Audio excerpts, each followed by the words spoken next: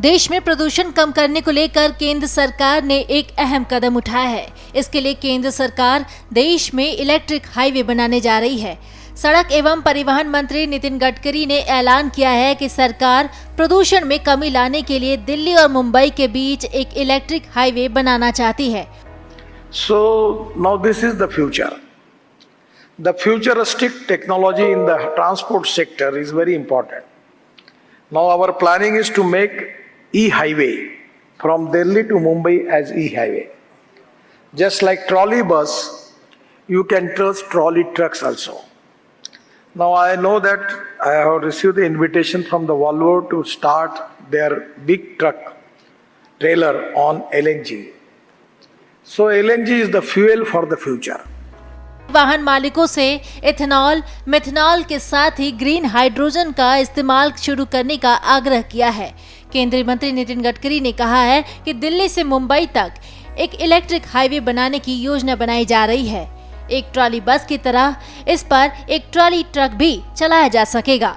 देश की यातायात व्यवस्था को तेज और व्यवस्थित करने के लिए इलेक्ट्रिक हाईवे बनाने पर काम किया जाएगा। उन्होंने कहा, ई हाईवे बनने से भारत के लिए बेशक एक नई व्यवस्था होगी। सुनिए केंद्रीय मंत्री नितिन गडकरी ने क्या कुछ कहा। So this is the time that we need to think on the line that import substitute, cost effective, pollution free and indigenous. On the basis of that, I will request you, all of you, that you try to convert your trucks, heavy trucks, into LNG, electric, methanol, bio CNG or bio LNG, or even you can convert into green hydrogen. Now I have got the car which is running on green hydrogen. आपको बता दें कि दुनिया में कुछ देशों में electric highway का इस्तेमाल पहले से ही किया जा रहा है। वहीं ब्रिटेन में भी इसे बनाने की परमिशन मिल चुकी है। इससे दुनिया भर में ईंधन बचाने में मदद मिलती है। इलेक्ट्रिक हाईवे एक ऐसे हाईवे होते हैं जिन पर चलने के लिए डीजल या पेट्रोल की जगह बिजली का इस्तेमाल होता है। हाईवे के ऊपर बिजली की तारें लगी होती हैं, उसी से वाहनों को बिजली मिलती है।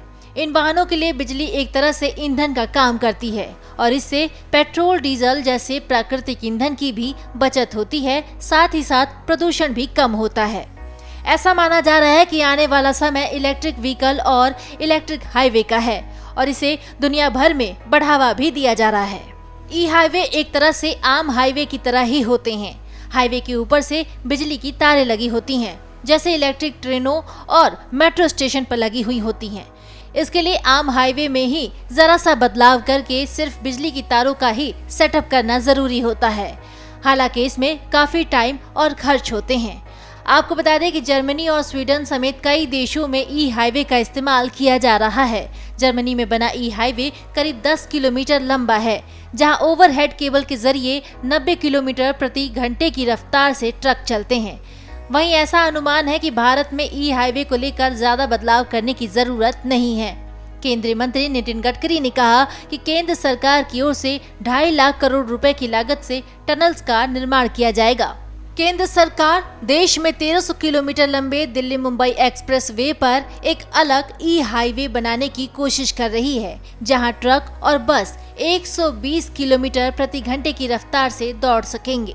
केंद्रीय मंत्री नितिन गडकरी ने कहा कि ये अभी एक प्रस्तावित परियोजना है। इलेक्ट्रिक गाड़ियों और 2 व्हीलर्स की तुलना में ये संभावित रूप से इलेक्ट्रिक ट्रकों और बसों के लिए भी अनुकूल है। बहरहाल ई हाईवे का कॉन्सेप्ट पश्चिमी देशों में नया कॉन्सेप्ट है। 2012 में जर्मनी में ट्रॉली जैसी गाड़ियों का परीक्षण शुरू हुआ था और ऐसे ही इलेक्ट्रिक गाड़ियां जल्दी अपने भी देश में ई हाईवे पर दौड़ती हुई दिखेंगी। फिलहाल निर्माणाधीन दिल्ली मुंबई एक्सप्रेस वे में इलेक्ट्रिक हाईवे बनाने को लेकर कवायद शुरू हो चुकी है। उम्मीद है अब देश में प्रदूषण का स्तर भी कम हो जाएगा।